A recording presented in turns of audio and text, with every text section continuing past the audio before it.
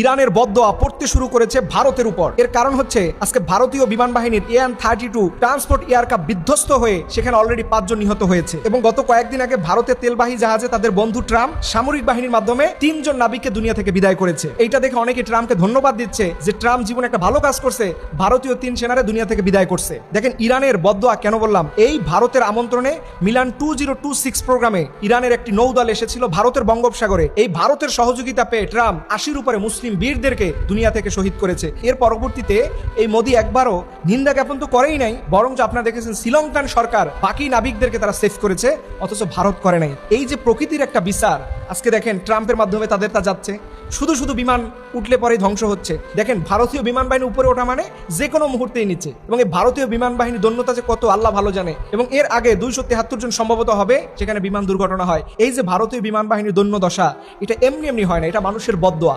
আপনি যখন বদদোয়া পেয়ে যাবেন আপনার জীবনে সাইন করতে পারবেন না। কেন আপনারা সেদিন ইরানের ফ্রিগেট টিমকে দাওয়াত দিলেন, আবার তাদেরকেই শত্রুর হাতে তুলে দিলেন? এটা নিঃসন্দেহে বলা যায় মুনাফিকি ছাড়া আর কিছুই হতে পারে না। তবে মুনাফিকরা কখনো বিজয় লাভ করে না, এটা মনে রাখবেন। আল্লাহ রাব্বুল আলামিনের কাছে দোয়া করি, রব্বুল আলামিন যেন গোটা পৃথিবীতে মানুষকে মানুষ হওয়ার তৌফিক দান করে।